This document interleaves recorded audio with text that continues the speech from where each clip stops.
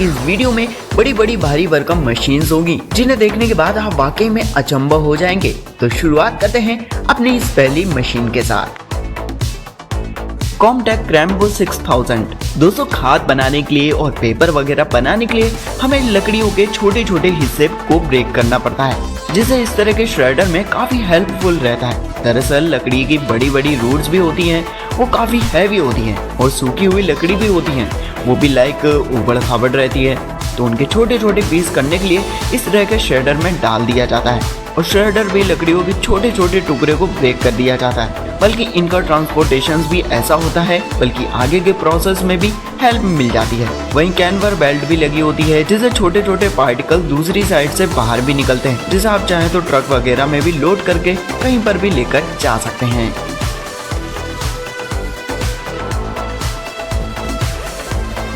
Transport manipulator.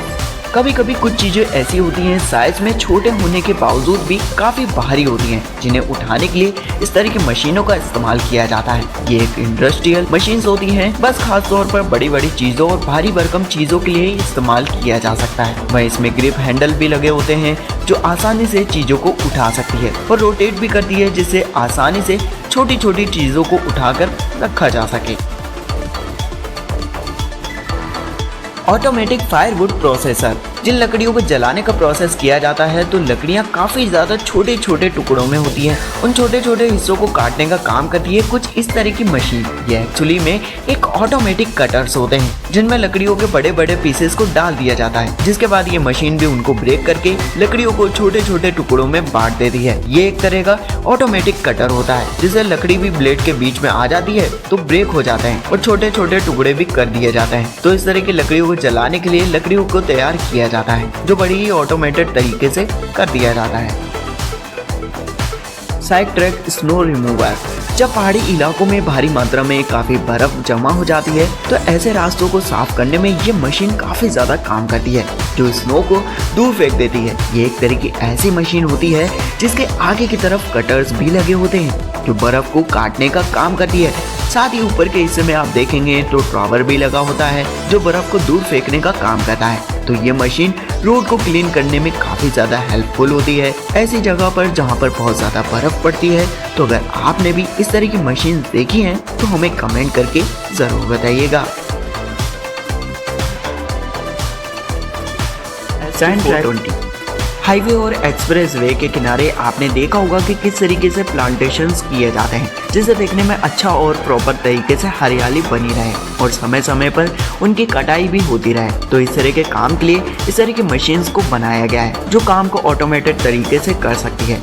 इस machine को tractor वगैरह में अटैच किया जाता है, जो क्लीनिंग वगैरह का काम करती है। बस आपको सेट करना होता है ग्राउंड पर, जिसके बाद ये बहुत ही इजीली ग्राउंड को ट्रिम और सेट भी करने का काम कर देगी। और ये फ्लेक्सिबल भी होती है, जिससे कोई भी माइलस्टोन वगैरह बीच में आ जाता है तो उसके ब्लेड भी खुद ब खुद रोटेट हो जाते हैं, जिसके बाद ये फिर से सेट हो जाएंगे जब माइलस्टोन गुजर जाएगा। तो ओवरऑल इस तरह की मशीन्स को इस्तेमाल हाईवे के किनारे लगे हुए पेड़ की कटाई छटाई के लिए ही किया जा सकता है।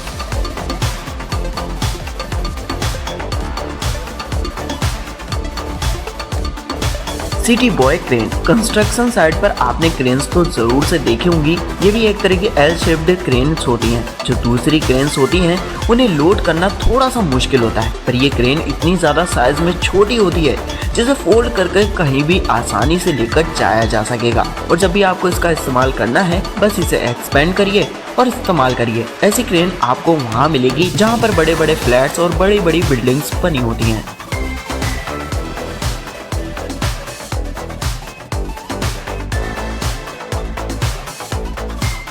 Track dumper.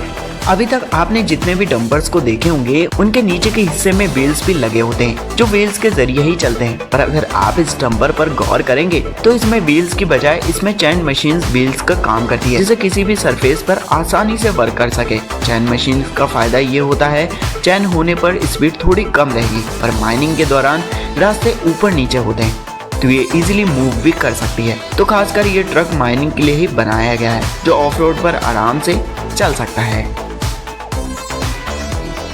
Hitachi dump truck. Mining के दौरान यूज किए जाने वाले ट्रक नॉर्मल ट्रक के कंपेयर में बहुत ज्यादा अलग होते हैं। ये माइनिंग ट्रक हाइट में काफ़ी ज़्यादा बड़े और ऊंचे होते हैं, वो भी माइनिंग के लिए काफ़ी ज़्यादा बेहतर होते हैं। इनके पीछे के ट्रेलर भी काफ़ी ज़्यादा बड़ा होता है, जिसमें एक बार में मिनरल्स को लोड किया जा सकता है।